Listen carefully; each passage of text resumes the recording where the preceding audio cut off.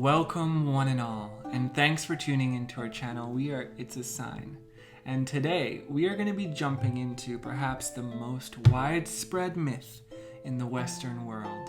It has inspired countless poets, stories, and movies alike, and that is the infamous mystical land of Avalon. Exactly. The home of the King Arthur tales and the bedrock for all Western folklore and fairy tales. Avalon is a mystical island that has supposedly been lost to myth, so much so that many do not even think it exists or ever existed. But today, we are going to unveil the location of the lost magical island and dive into the incredible magic and history that surrounds it. So put on your wizard hats as we go on a journey to explore the enchanting realm of Camelot's Avalon and prove that it still exists right under our noses. Magic is not lost. Let's dive in. Yay!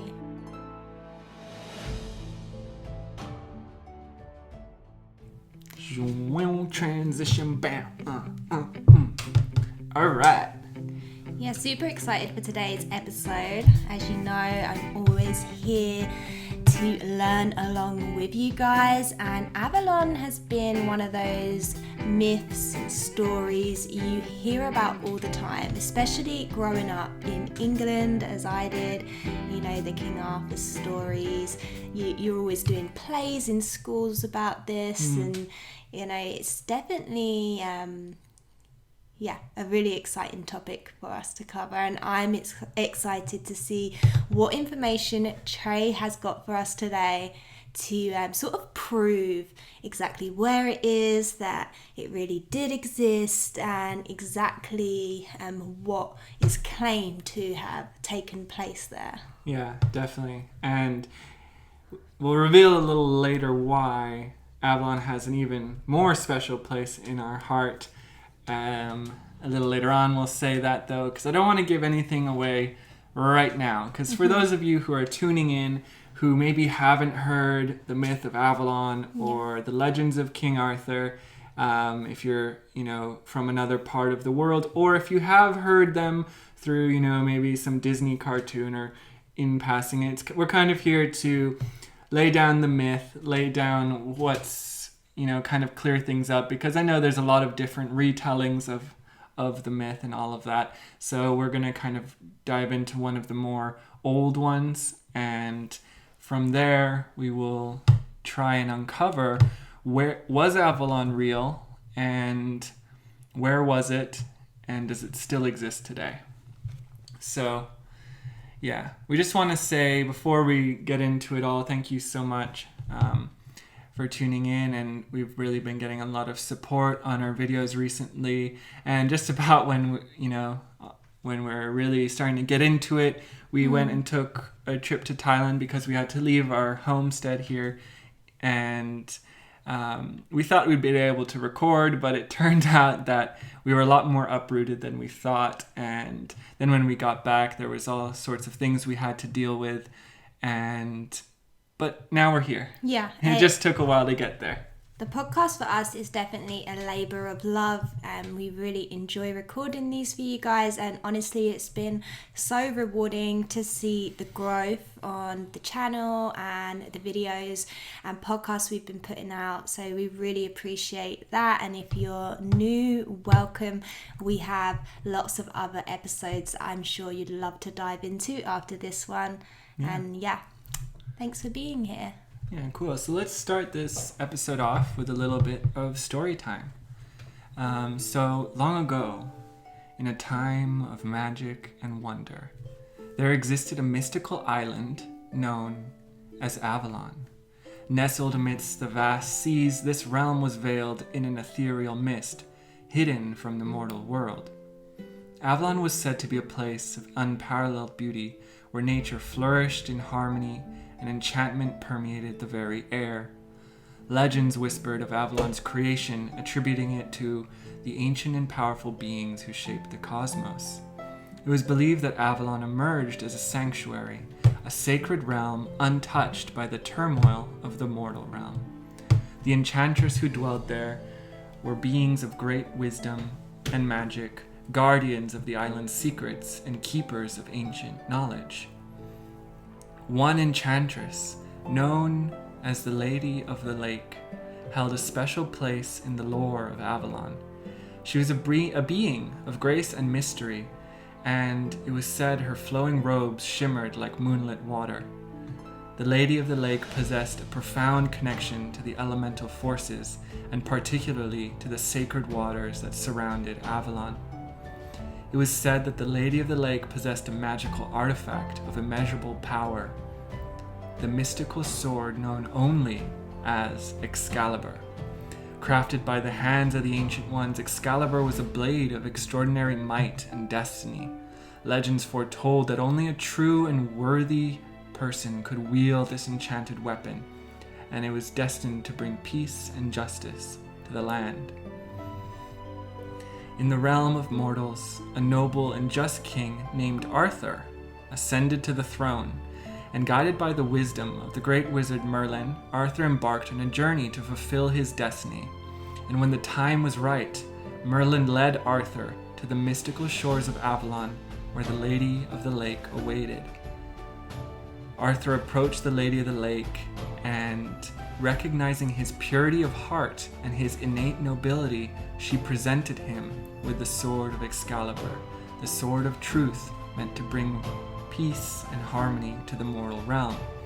As Arthur grasped the hilt of the legendary sword, he felt a power coursing through his veins, and the connection between the king and the sword was forged as he became the true and rightful bearer of Excalibur. Avalon itself became a sanctuary for Arthur, a place where he could seek wisdom and counsel and solace. For it was not just the Lady of the Lake who lived there, but many of the fae, the fairy, and the kindred folk as well. It was in the tranquil gardens and shimmering lakes of Avalon that Arthur found respite from the burdens of the human realm. He would return to Avalon when the weight of his responsibilities grew heavy, seeking the guidance of the fae and drawing strength from the mystical energies that permeated the island. Throughout his reign, Arthur strove to embody the ideals of Avalon: justice, compassion, and the pursuit of harmony. His rule became a beacon of hope for the people and a testament to the legends of Avalon and its magical influence. But as with all tales, darkness loomed on the horizon. Arthur's final battle drew near, and his wounds ran deep. In his hour of need, the Enchantress of Avalon embraced their fallen king, carrying him to the island once more. They cradled him within the sacred lands, tending to his wounds with their ancient magic, while whispers of an eternal rest and a prophecy of return filled the air. And so Avalon faded from the sights of mortals, veiled once again in its mystical shroud. It became a place of myth and legend, a realm where the spirit of King Arthur and the magic of the Lady of the Lake would forever reside.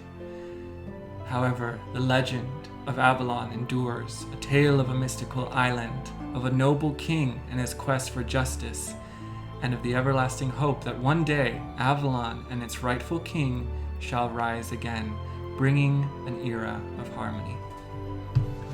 So, to kind of wrap up the legend, it was said that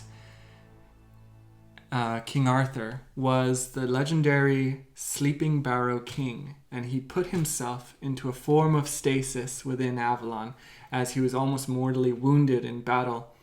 And he realized that he could not fulfill his mission in the mortal realm, as there were very dark times and humanity was too spread and, in conflict to do anything.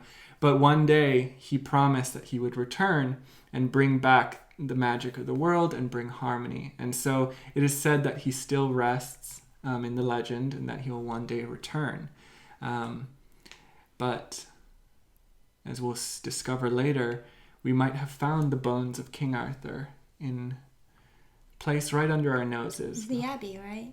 Yeah, well, we'll get into that. Okay, sorry. Don't want to reveal it too soon. Okay. But yeah, so that's the legend.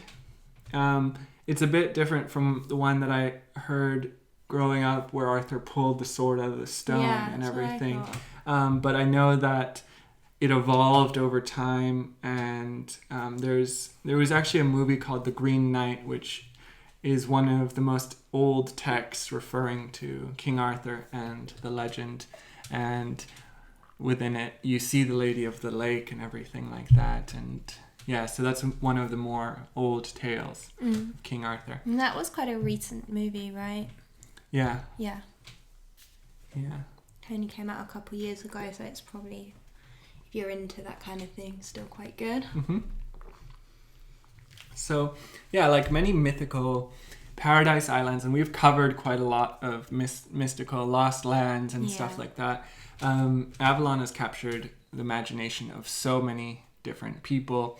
It's inspired loads of different franchises. Even The Legend of Zelda, I see a lot of parallels between the King Arthur and the Avalon tales.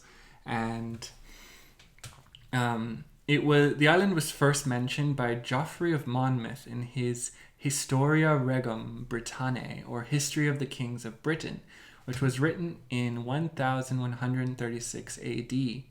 And many explorers and thinkers have tried to find the actual location of the legendary island, suggesting places in the Atlantic, the Mediterranean, and even places in the southern hemisphere.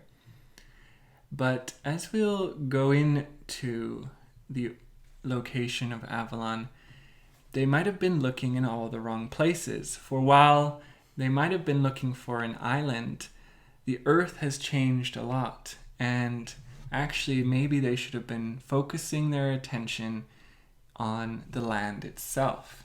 And we'll see how the world and the geography and the topographical climate has shifted a lot since the age of King Arthur. So, yeah, according to the original legend, Avalon was an island full of wild apple trees. And it was called actually the island of apple trees. So just hold that cool. into consideration. Yeah. That's a good apple juice. Yeah, I mean, it'd be the best, probably.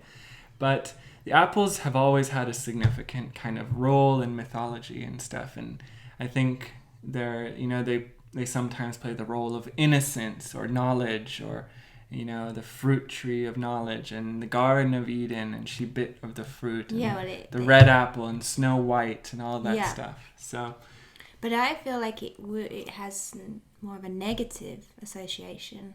The apple in these stories, like in Snow White, the apple's poisonous. In Adam and Eve, it's the apple of sin. Yeah, well, you can see a lot of the different, how different religious things take it on. But back here, the apple was a symbol of wealth. It was power. It was abundance. The apple trees and the orchards are, back then it's not, there wasn't much cultivation, and it's to have these, a land abundant with fruit. And apple is almost like, I think it's kind of like the fruit of England, Exactly, and that's what I was sort of thinking when you mentioned the apple trees. That alone narrows down the region in which the Avalon could be, because apples grow in certain parts of the world. Obviously, England being the perfect sort of climate for growing apples, and a lot of Western Europe. Mm-hmm. And the name Avalon is actually related to the Proto-Celtic word abal, meaning apple. And the inhabitants of this island were said to have very long lifespans. And after King Arthur was mortally injured in the Battle of Camlan while fighting Mordred, legends say he was placed on a barge which took him to the island of Avalon. While there, King Arthur was healed and nourished back to health. And it says that he still remains there, entombed in his rest. And Avalon is not only a place of healing, but also a realm of rebirth and renewal. So there's many different accounts. And in the myths, it's referred to more as a realm, a place that you can access. And islands within the old thought were thought to be portals to another realm.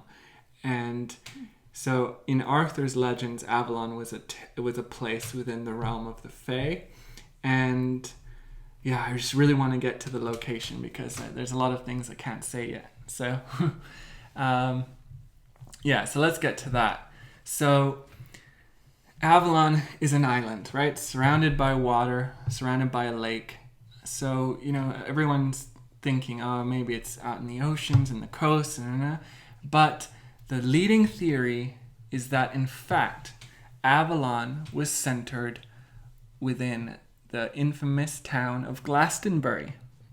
And there's a music festival held there every year. It's become very mainstream, but the origins of that festival were actually quite druidic and pagan in origin. And there was a lot of rituals and celebrations there. For Glastonbury itself is in Somerset, England, around towards the west of England. Along the west coast. Yeah. And it's Midland, so it's not on the coasts. And it has a lot of stone circles surrounding it.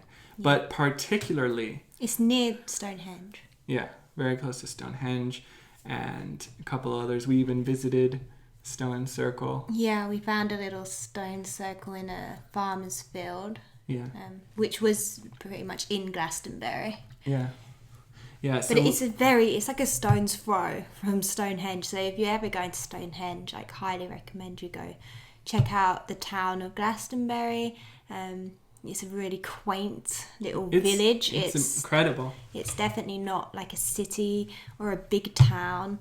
And pretty much like 85% of the shops there are like witch and wizard related shops. Yeah, you can buy wands, perfect. Crystals, yeah, it's perfect. Magic books. So many like magical bookshops, or occult bookshops and things like that. It's just the perfect place for anyone who's a hippie, a witch, a wizard, a magician to go. It's a really magical place, and there are a couple landmarks that I will point out that relates it almost undebatedly to Avalon.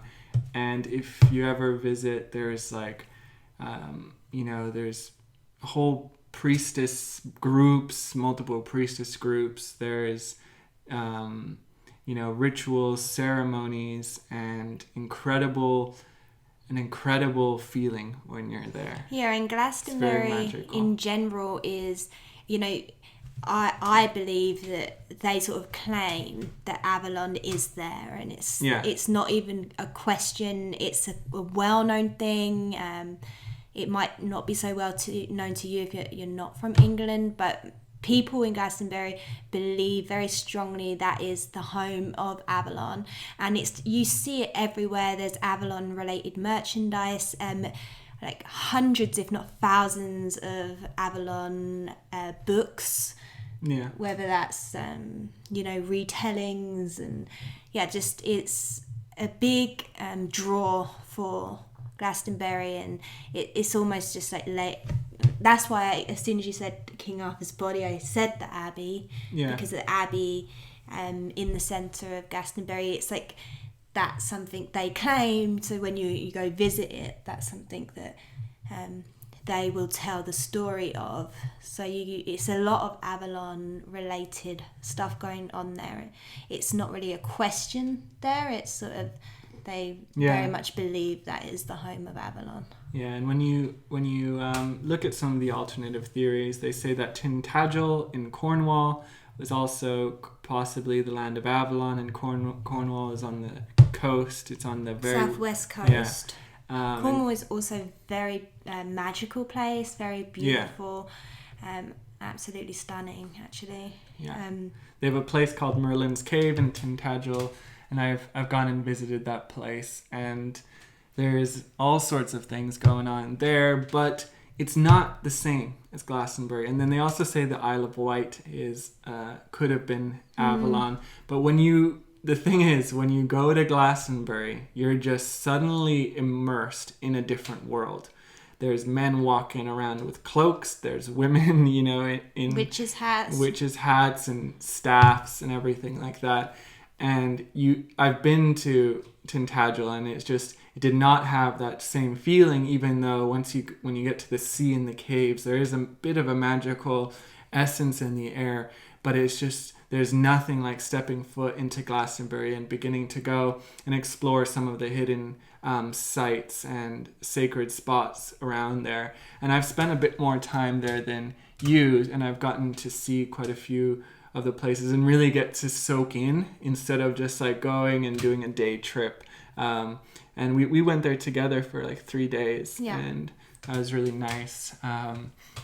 But one problem that people keep bringing up is that Glastonbury is landlocked. You know, it's surrounded by land. It's in Somerset. And after doing some research, I found out that the landscape around Glastonbury has undergone immense changes throughout human history. This is because the large flooded area west of Glastonbury has gradually been drained over time, both by natural means, rising of sea levels relative to the sea, and man-made means, which is the drainage in the Glastonbury vicinity carried out by medieval monks, and then across the whole Somerset levels by Dutch engineers in the 16 to 1800s. But it actually began as shallow sea some 7,000 years ago, gradually turning to freshwater wetlands from around 6,000 to 5,000 years ago onwards. And the arrival of sand dunes on the west coast of Somerset, helped by the Romans through the planting of Mediterranean species, helped separate the sea and the tidal salt marshes in the levels in the west. And there were a series of clay banks and piled up peat around West Hay and Wedmore, which separated the salt marshes of the west from the freshwater peat bogs and lakes further east, fed by the Somerset rivers. So Glastonbury Abbey, which is what we were mentioning earlier, oversaw the cutting of a canal west from Glastonbury, which became the rerouted River Brue and helped to drain the area. But before this, the Brue flowed north from Glastonbury, joining what is now the River Axe. And there was some serious drainage and all of this, but during the 20th century, the Somerset levels were pasture lands, serving mainly the beef industry, so you can kind of see how it's evolved. But right up until the later Middle Ages, Glastonbury was a very watery place. And there's this big mound in the center of Glastonbury, and it is called the Glastonbury Tor. And it's called the Tor now because medieval monks placed a big tower on the top of it. But it was just a hill. It's just yeah, a hill. It's a hill. A grass hill. Yeah. But according to Roberta Gilchrist, professor of archaeology at the University of Reading, Glastonbury was once surrounded by water. And at certain times of year, the water would recede enough, and there would be one stretch of road that would lead right to this big hill and this tower. And many say that was the island of Avalon. It would have been tiny because we've been at the tour many times there. Yeah. So it's very small. I would say like the size of an average family 3-bed home. What? Wouldn't you say? It's a climb up. No, the size of it that you can stand on it. Imagining water's coming up to its surface. Oh, no, it's not going to the top. Oh, it's not? No, so it would be, the base would be where the water gets to. Oh, okay. Yeah, so... Silly. I was imagining it right to the top, and it's like, whoa, that'd be such a tiny little space. No, it's the base of the hill, and we'll show what the hill looks like. Yeah, the base is much bigger, yeah. Yeah. Once you're up that hill, it's just like a small little hilltop with the most amazing view. Yeah. And it does feel like really magical when you're up there. Very windy. Yeah. But yeah, surrounded by sheep. Yeah, and one thing to note that I will get into a bit later is that it's not just a mound.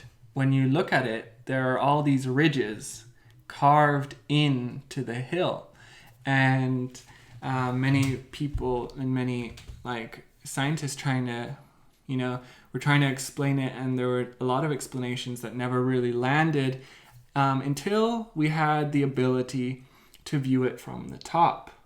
And I'll get into that a little later, but we can see how the hill itself was designed by Druids and the old Celts as a way to amplify the energy of the place. But before we get to that, one of the more potent reasons modern Glastonbury remains one of the strongholds of Arthurian legends is the Glastonbury Abbey, for it was here that the bones of King Arthur were claimed to be found. Recounted in detail by Gerald of Wales in his De Instructione Principis, a grave containing King Arthur's sword, chipped, giant-like skeleton, and that of his queen, Guinevere, was discovered by monks in 1191 AD, buried between two stone monuments. There were three interred and it says stone pyramids, and there were three interred in a marble tomb in the church, which according to a sign today marking the spot survived until the dissolution of the abbey in 1539. So the abbey was raised on this spot where they found King Arthur's body, and the abbey's not on the tour, the abbey's in the town, or in the village. Yeah. And it has been destroyed since, so it's no longer fully intact. But if you go there during sunrise or sunset, there, and especially when the mists are out in Glastonbury, it is just incredibly magical energy to be immersed in.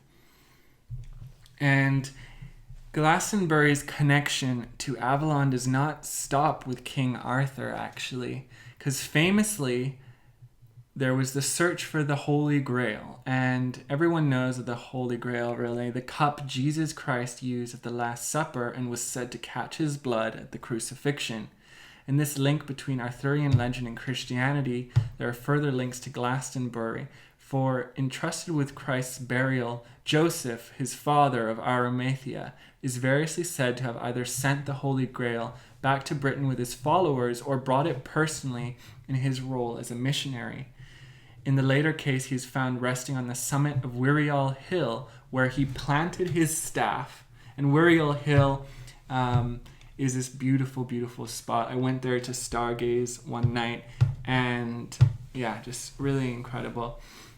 And it was said he planted his staff at the top of this hill, and later it sprouted into a miraculously flowering hawthorn.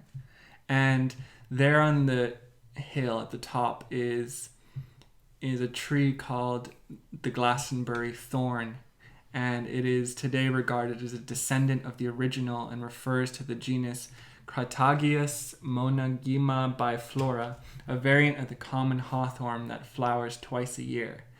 And I think the queen, when she was alive, had a branch of it carried back each year to England.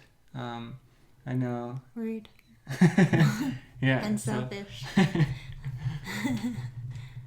Yeah, so they say there's actually three thorns located within Glastonbury. One is in this sacred place called the Chalice Well, and the Chalice Well is said to be the place where Joseph buried the Holy Grail.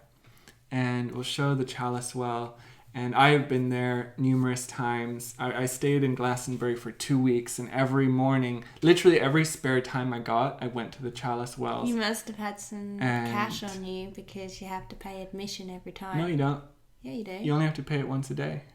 Well, yeah, once a day. Yeah. So if you went there every day. Yeah, I think it was like £3 when I was there. I think it's a bit more. £3 or £5. Yeah, I know. I think it's like 10. It's not. It's definitely not. I know. I was there. I've been there a couple of times too. It's definitely not £10. I remember being surprised. But, with all these sort of places, you kind of feel like it's your right to be able to see them. No, but the thing is, they're so well maintained. Yeah, and that's true. Glastonbury does not just draw, mystical people. It also draws quite a few drug addicts and alcoholics. Who live on the land and all of that. And to have this place guarded, I think, is a justice, because I've been in deep meditations in that place at the Chalice Well, and really felt like this is one of the last sacred places on earth.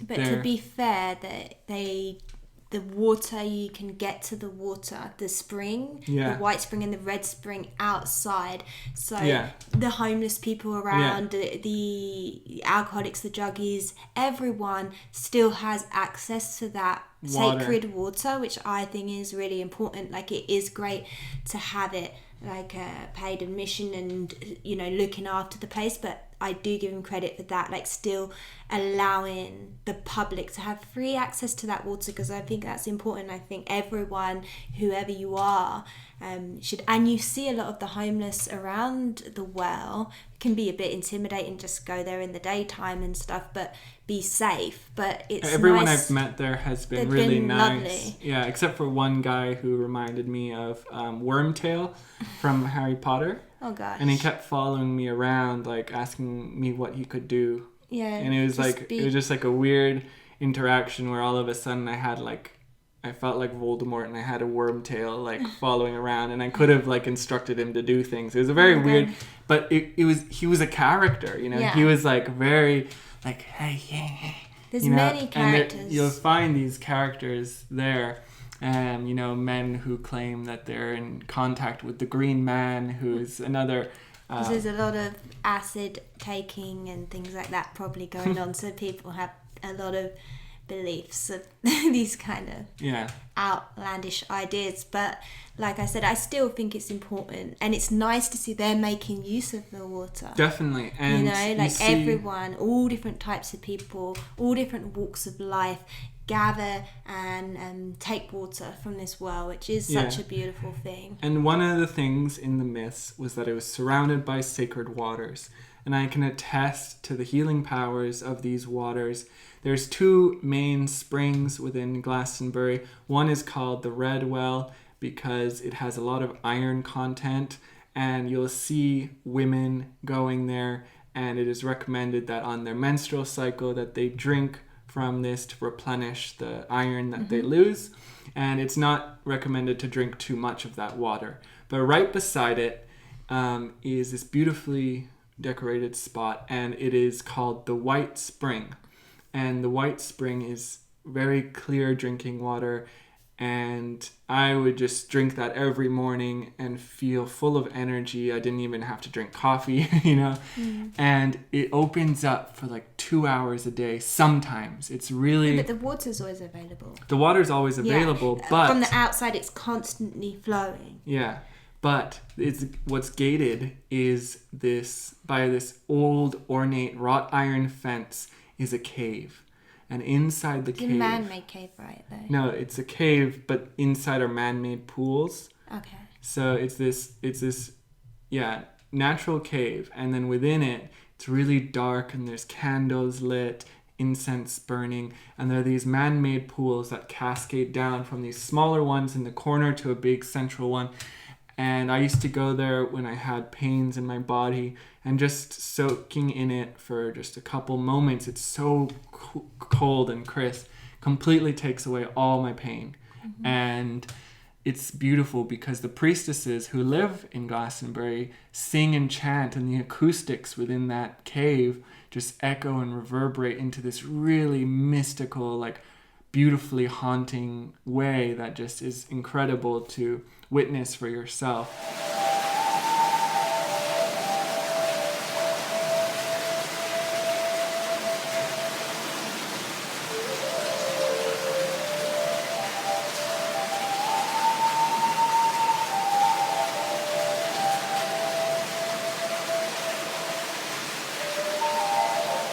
And the healing waters of Glastonbury are really a godsend, you know, to have clean, clear water. And it's really amazing. And that's just one of the noted things of Avalon, that the waters there are very healing. And we see that in Glastonbury.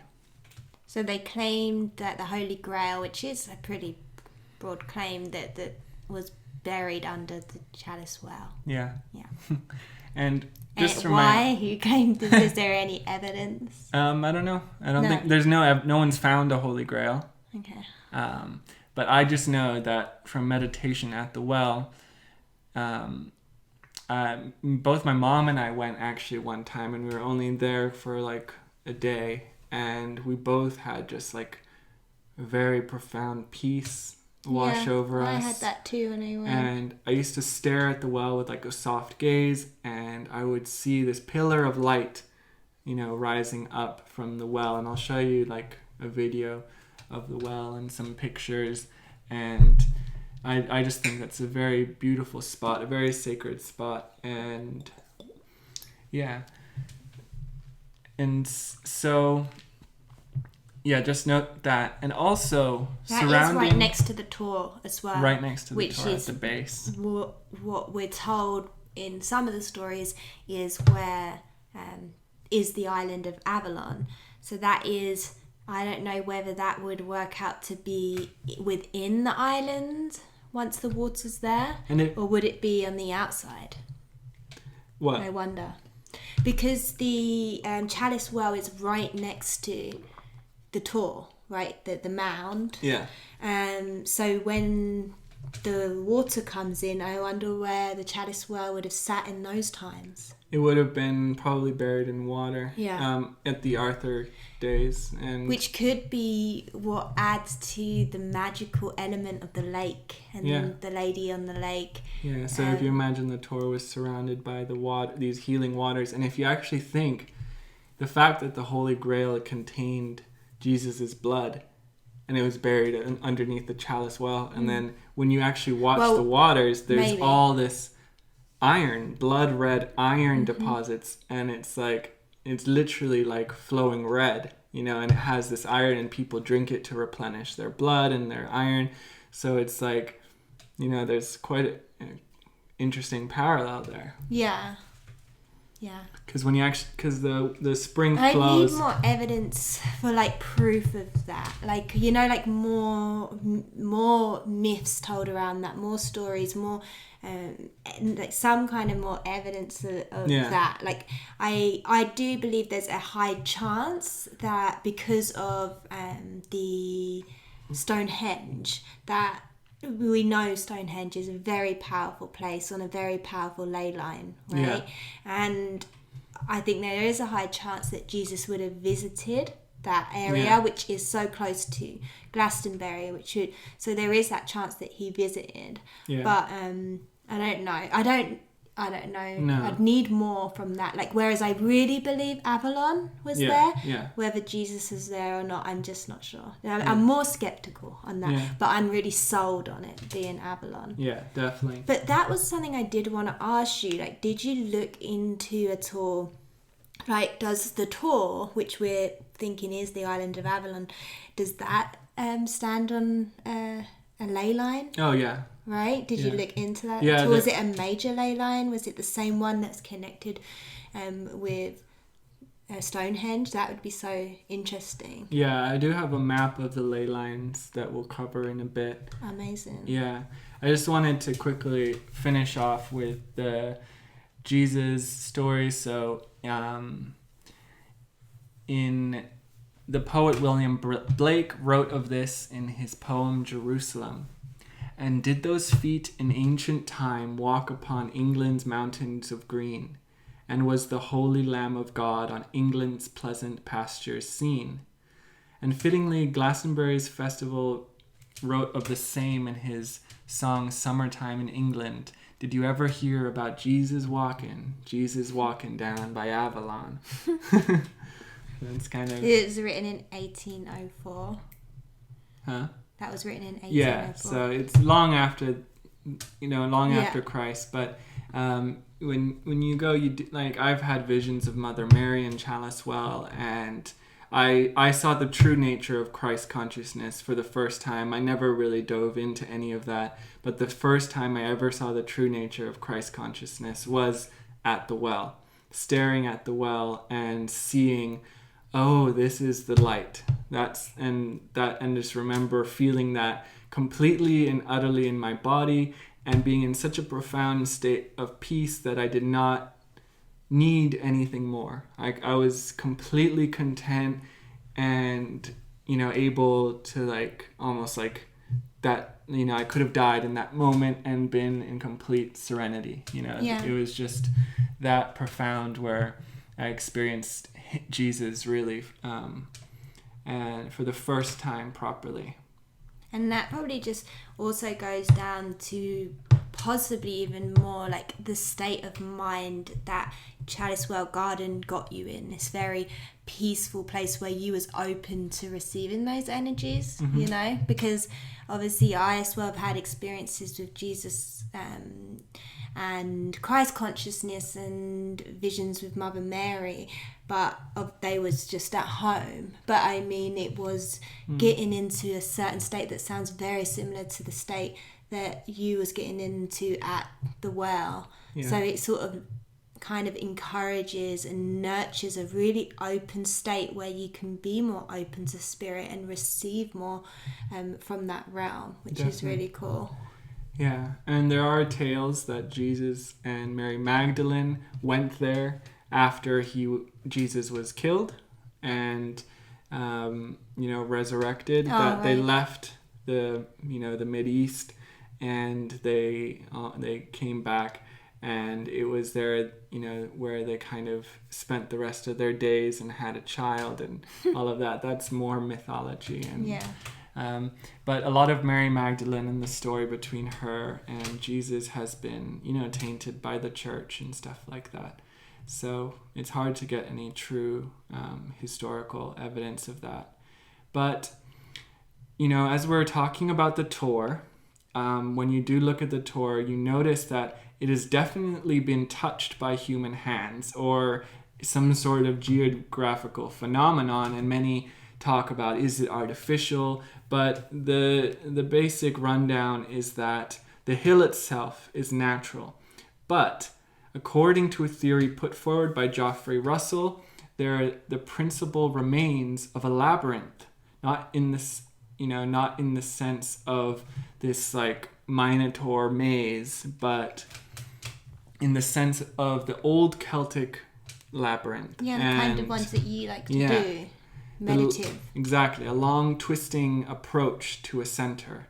And it was made in the remote past for ritual purposes by the Celts and the Druids. It spirals around the Tor 7 times and ends at the summit where the tower now stands. Mm-hmm. So you can see the Christians love to put stuff where things were once sacred to another people. It's very true. So they placed something over King Arthur's body, and now they've placed a big tower especially the pagans. Yeah, exactly.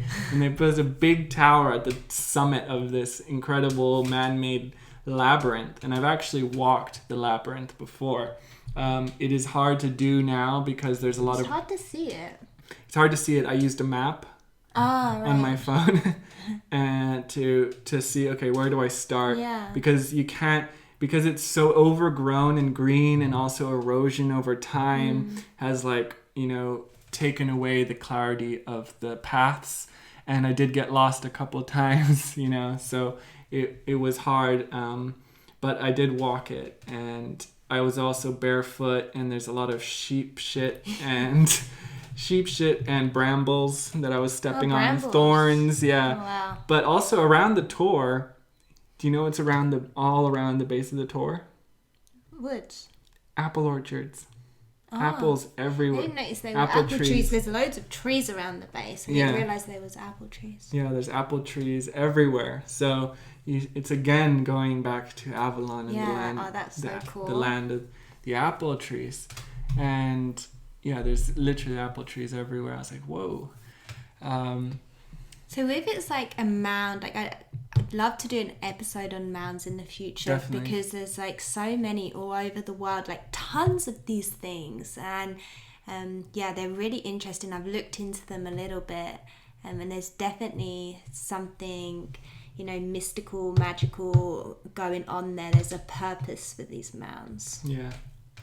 So the labyrinth of the tour has 7 paths going completely around it, all running along a continuous terraces with vertical connections between them. The weathering and trampling and shiftings of soil, as we discussed, have, made them less distinguishable, but and less continuous, but you can still walk it. Especially bring some shoes, and sometimes a path is hard to recognize. Like, when I was looking, I'm like, whoa, where's the path gone? And it's like with the overgrown grass, and sometimes your eyes play a trick on you. It was hard. And it's so big as well. Yeah, it's hard to see. It is big. It took me 3 hours. Jeez, really? To walk the labyrinth almost. But so I was also back and forth. I was getting lost. But yeah, you're going. It can take like 20 minutes just to do a somewhat big labyrinth on the ground that's flat. So the whole labyrinth can be reconstructed in a way, and it actually has been mapped, and this is the exact map that I used to walk it. So here we can see it starts there. It's an interesting shape. Yeah, and you go around and, you follow these loops. But if you compare it from this is like a neat circle version of it. But it's the same basic layout as here. Just elongated, vertically. So, yeah, the climb is very easy compared to what most tourists will do, which is just go straight up the ridge here. The labyrinth goes on it's almost flat all the way around. You're going on these flat routes.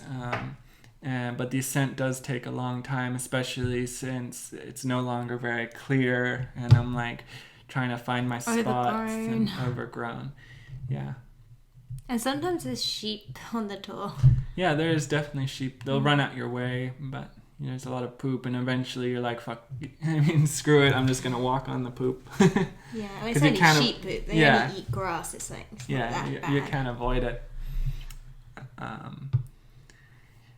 So Russell proposed to connect the tour and its labyrinth with early Welsh poetic allusions to Caer Sidi, the turning or spiral castle. And this was a place in pre-Christian mythology which housed a magic cauldron. Caer Sidi was a point of contact with Anwen, a Celtic otherworld, sometimes pictured as underground. And these labyrinths were meant to be a way to connect with the other world. So again, we have this island that would have been surrounded by water. The Celts have carved this path to the other world.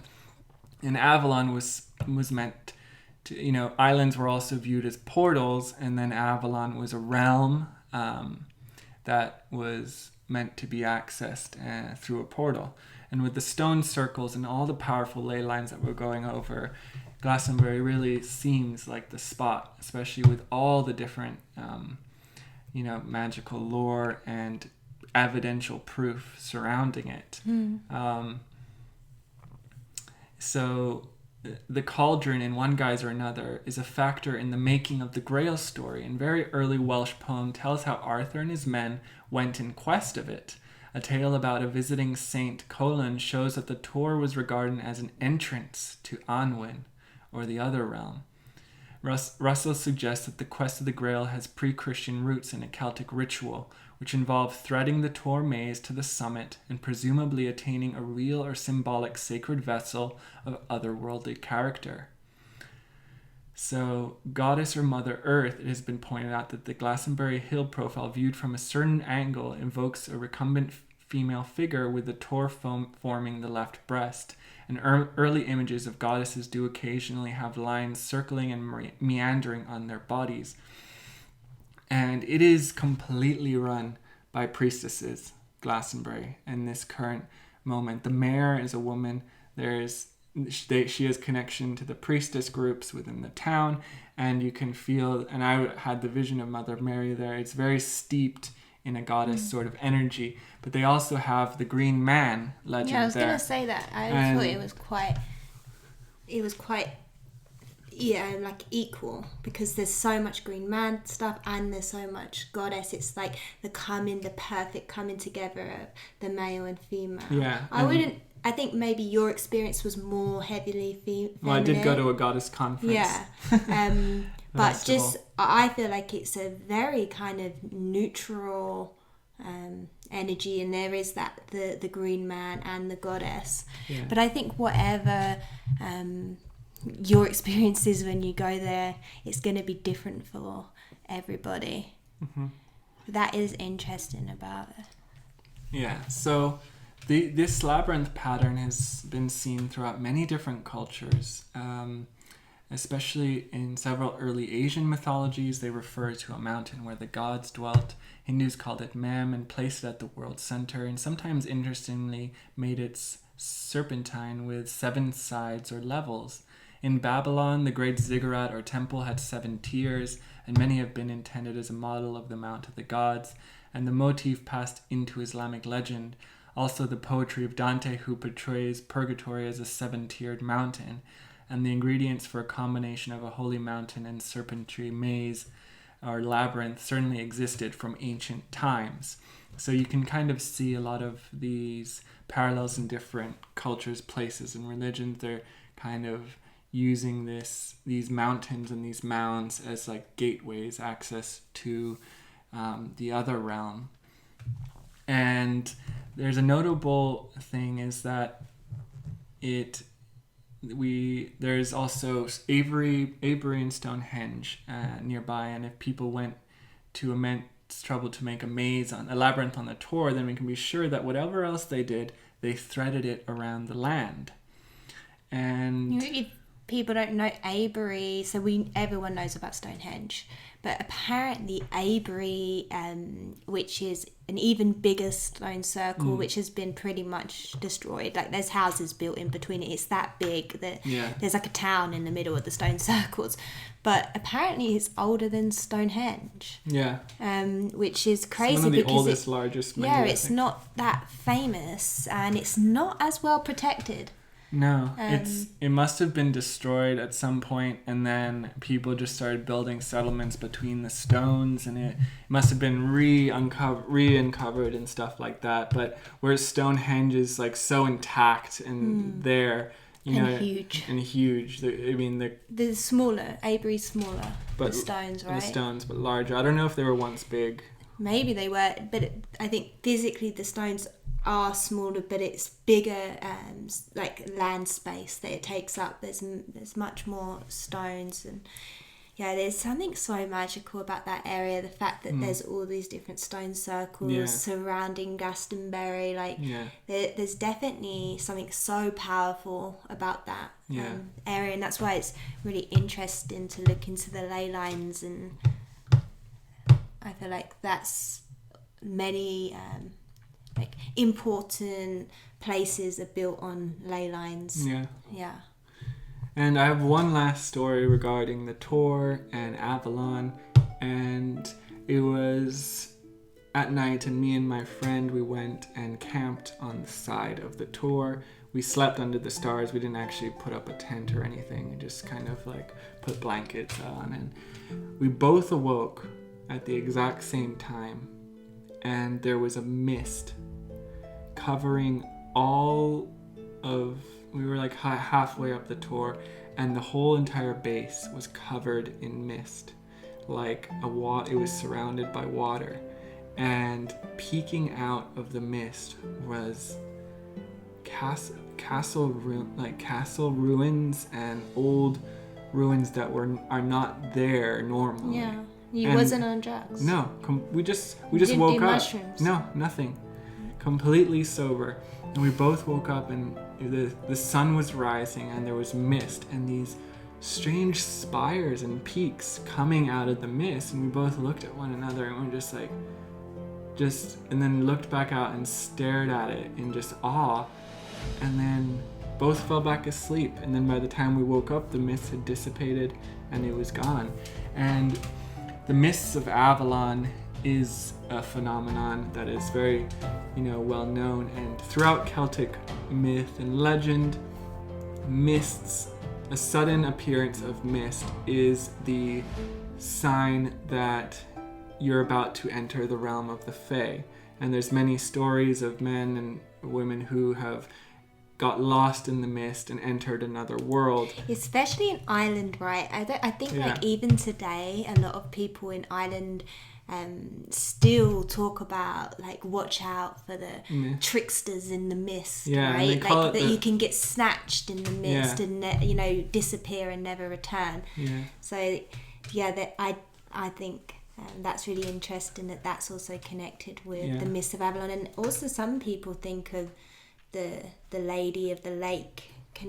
Sometimes she's sort of described as not always positive, sort of luring, to your death. Definitely. And I think the Lady of the Lake is a lady who judges the heart, right, and the purity of your heart.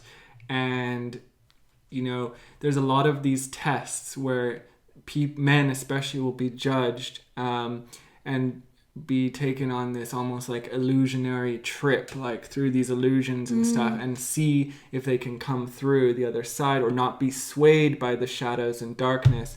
And it's ultimately, and they can ultimately be claimed by the waters, by the Lady of the Lake, if they're not pure enough to be there. Pure of heart, that is. And that's why it was a big blessing that King Arthur received. Not only was judged enough to be pure, but also received the sacred sword from the waters, from the Lady of the Lake. And it's interesting as well how there is that other story of the sword in the stone, right? And it kind of, relates to the lake, the Lady of the Lake. Like, are you, like, worthy of pulling out the sword? It's like it can read your heart, in the same way. So it's that basically the same moral, the same story, just told with a different tale. I think during the different ages, as a lot of patriarchal narratives try to dismantle the power of the feminine, they stone sword, masculine sword sticking out of the no magical lady anymore. Magical lady. But that Arthur received his powers and his sword from a woman is unheard. That makes so much sense. And it makes sense that the Lady of the Lake was the original myth, and then it got turned into that, because to be fair, I'm pretty sure at school we learned about the stone. Me too. And even in the Disney, but at the same time the moral is still there. The moral that in the stone version, there's all these men with big egos. They're big, muscly men, and they're like, the captains and the knights, and they're like, I can do it, and they go and they try and pull the sword out, and it won't budge at all, and they're breaking their muscles just to try and get it out. And then all of a sudden, this young boy comes and pulls it out with ease, like it was nothing at all. And so that just shows, the purity of the child, the purity of innocence and pure heart, compared to those with ego. And then everyone with ego and, clouded minds will not be able to draw the sword. And possibly bad intentions as well. So. Yeah, exactly. So another thing is that there are tunnels running all throughout Glastonbury. And these tunnels actually run right beneath the Tor. And there's some that are attached to the Abbey.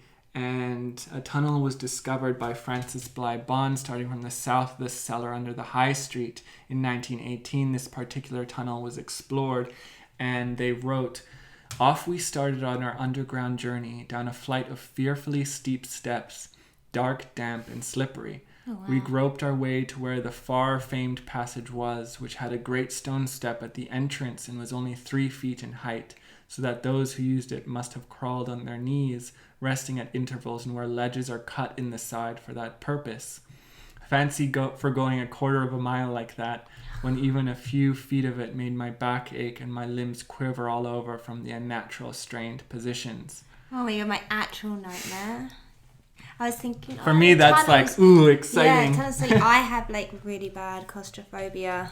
And even just watching people crawl through small spaces, like, I can't handle it. But I love the idea of exploring underground tunnels, but ones, you know, a decent sized hallway that you can walk through. Another local legend speaks of a tunnel leading from the crypt of the Lady Chapel under the River Brue to Street, where it is said a passage exists from an outlying building in the ground of the old manor house. A dog was put in the tunnel in Street, which is like a place in England, and found his way out in Glastonbury. What the hell? So there's how far is that? Miles away. So Whoa. there's all these interconnected tunnels beneath Somerset and all these spots. I imagine they're like blocked off now, because remember when we went exploring into the woods of Glastonbury and we found like an entryway to what could have been a tunnel. Oh, there it is. Whoa. It's been excavated deeper. You can see. What? That's so crazy. So you can see that this was definitely a tunnel into something. But it's been blocked up. And we would need some proper tools to get into it. I don't know how else to get in. I don't know if that's still blocked up there. Can't tell. But pretty freaking awesome.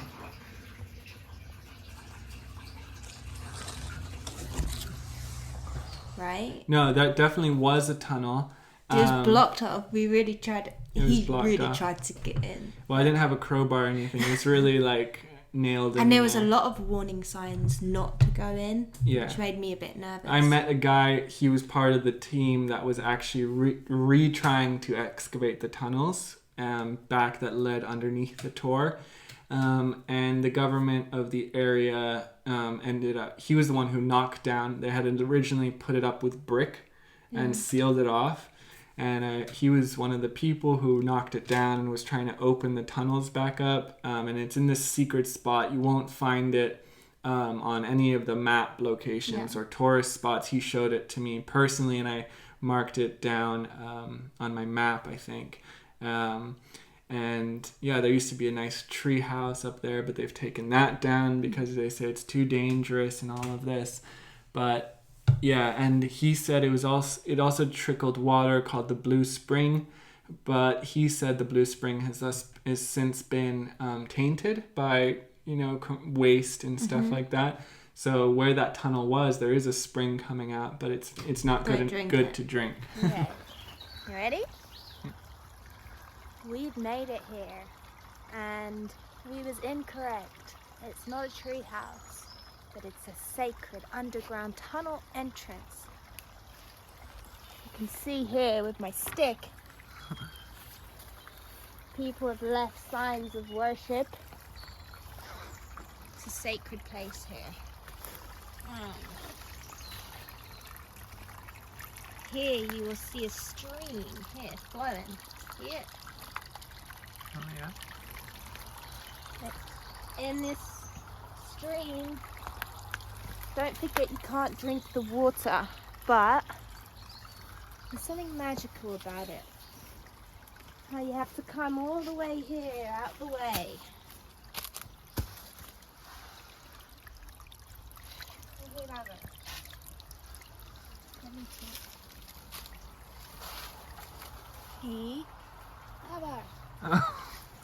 Yeah.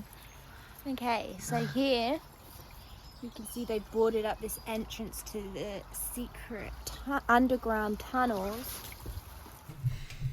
It's such a shame that they can't explore these tunnels and we can't see, what's inside the tunnels, see a map of the tunnels, especially that dog.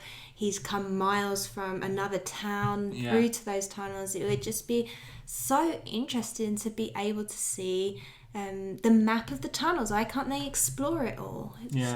Surely there's technology these days where you wouldn't even have to send a live animal or person down there to explore. Yeah. I get the safety side of it, because that can cause a lot of problems if someone gets hurt down there, especially these days. Because I have heard of teenagers, they like that spot to drink, and other people... There was some teenagers smoking weed there when we went. Then other people, they use that spot, and they've gotten hurt or died in the tunnels, and the treehouse like fallen out of it. But yeah, and I think it would be too much money to reconstruct all the tunnels to make it safe and liable for people to go through. So they're just trying to block it off. But it's such an interesting and I think like important part of our history to explore this stuff. It's just such a shame, just like with many other things that we talk about on our show. Yeah. You know, there's just not enough exploration going into this stuff. So we have such limited information, but imagine what we could find out by just knowing why those tunnels are there. You know, what's the map of them? How far do they go? Yeah. You know, we did an episode on underground cities. Who's to know there's not an underground city under there that we're not exploring? Yeah. And this like sacred land. Yeah. You know?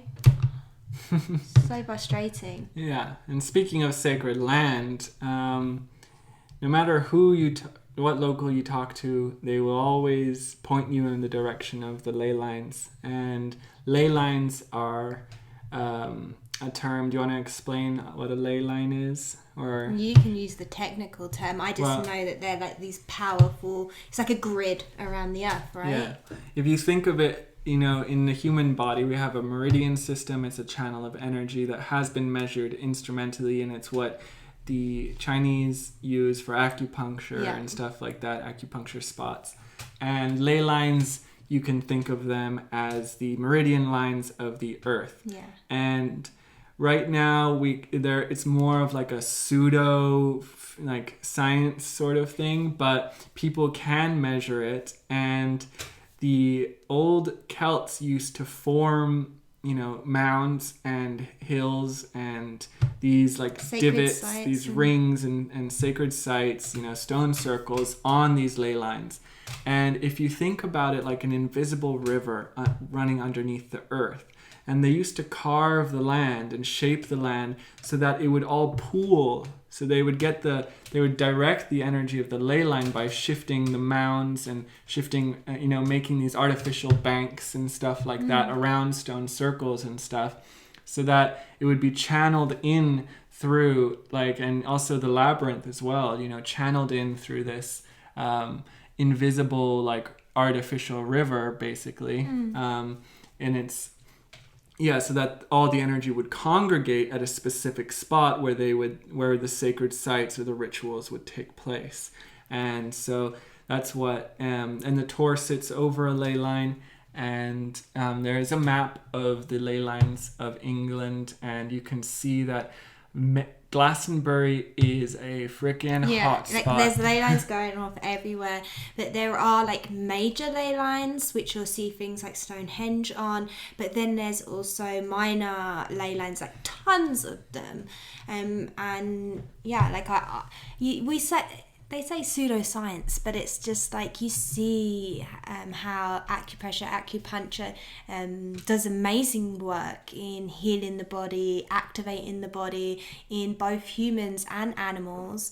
And I do hate how things like that are so written off when there's so much evidence of this working. You know? Yeah. But if you see the rest of the map, it's a bit cut off here, but I'll put it up better on the screen.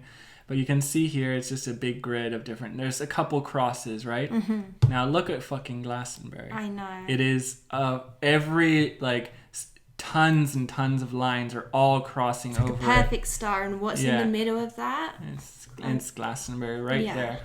And so it's just an incredible spot, and this person has marked up where sacred sites are across England, and most of them will fall right on the ley line. So you can see these red dots are sacred sites, and they're either on the cross of a ley line or right on the ley line, or beside it. So you can see that, you know, the ancient people of England were definitely marking this, and it's just Glastonbury is the bloody Jerusalem of England, because it's just like the hot spot. All the lines, so many lines are intersecting in Glastonbury into a point where it becomes this red jumbled, mess of that's things. why it feels so activating when you're there. Like, you can feel the energy there. It is so dense, and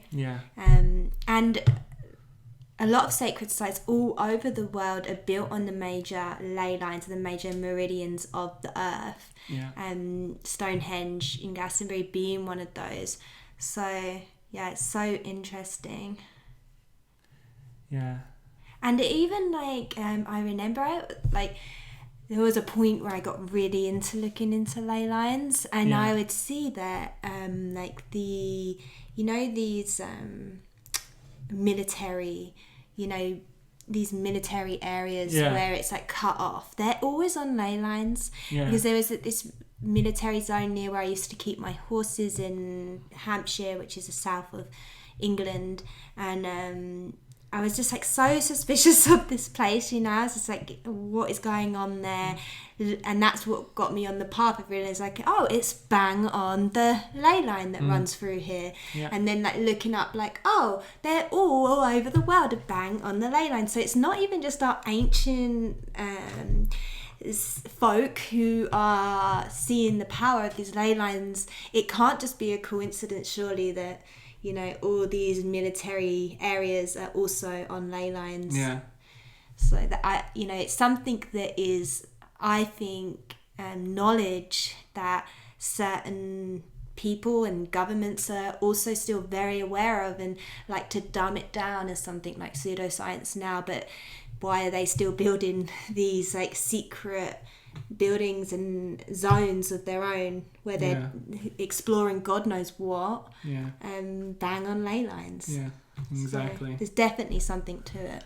And when you really see this, it's the only spot really in England where it's got this giant concentration. There's a couple other spots where there's a couple cross sections.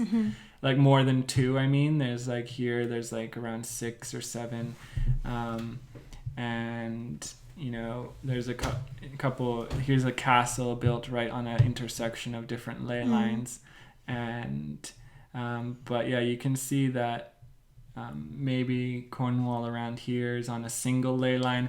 But when you think about here's another, but Avalon, if it's the most sacred spot in England, all the ley lines should line up with that, and it's right here on Glastonbury. So and taking all this into account, it's got healing waters. It was once surrounded by water. It has the mists, the magical mists. It's got the apple orchards all around the Tor, where apples are just growing freely. And the fact that the culture there is so magical in itself and so steeped in that energy and history still to this day.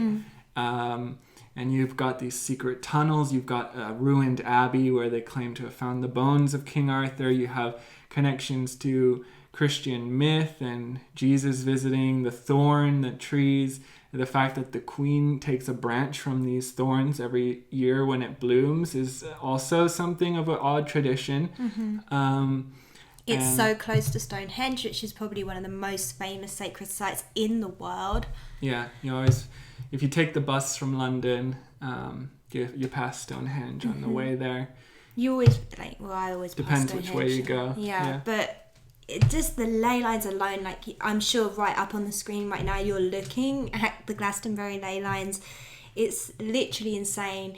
Just to see that, if you've never been there, just seeing that alone should really tell you there's something going on in this place. And when you go there for yourself, when you visit the Chalice Well, sorry. You visit the Tor, you visit the town and see the energy of the place, let alone the people. And the White Spring, you have to try and get into the White Spring and soak in the water and drink. Even water. if you can't get in because it is often closed, just drinking the water there is something so purifying about it. I just think everyone in their lifetime who's interested in any of this stuff and is sensitive to energy, you have to visit Glastonbury. I almost forgot.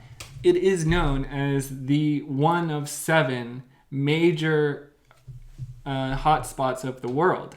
You know, they say that the Earth has chakra points just like we do, and Glastonbury is the heart of the Earth. Yes, I even knew that. I forgot it. I completely forgot to mention it. It's like, if you look it up, Glastonbury is always mentioned as the heart, one of 7 places.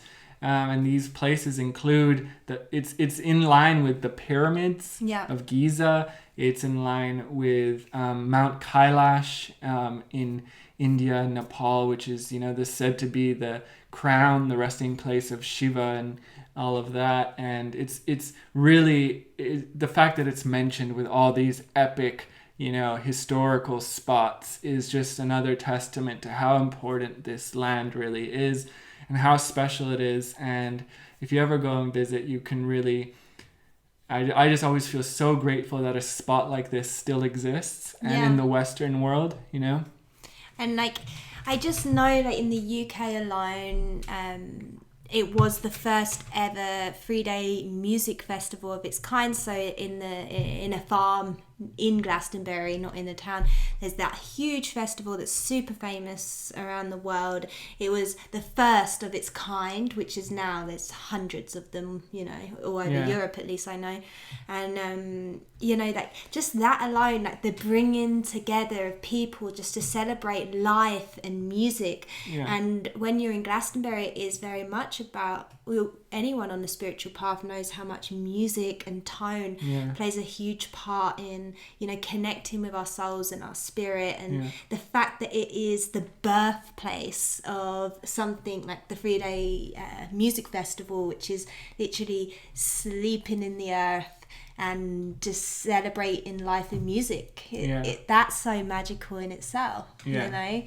It's just such an amazing place. Like, we both love Glastonbury and we couldn't recommend people go there more. I know. I wish I could stay there a long time.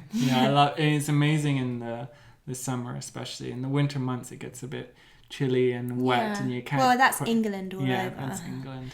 But I mean, that's what makes it more special when you go. Yeah. Because you're not there all the time. And when you do go there, it feels like this beautiful, amazing experience where you can just really tap into yourself, tap into the earth and the energies, and meet some awesome people. So, we have been talking for quite a while, though. Yeah. I mean, my just last thing is that there are so many secrets to uncover that I know I still haven't, because every time I go back, I figure out something new, and I still can't find this amazing tree that I was shown once and have never been able to find again. And it's just this incredible ancient oak tree that has this huge thick branch that comes down like this right to the ground, and you can climb right up into it, and then inside is just this cradle where you can look up and just sit down comfortably inside it.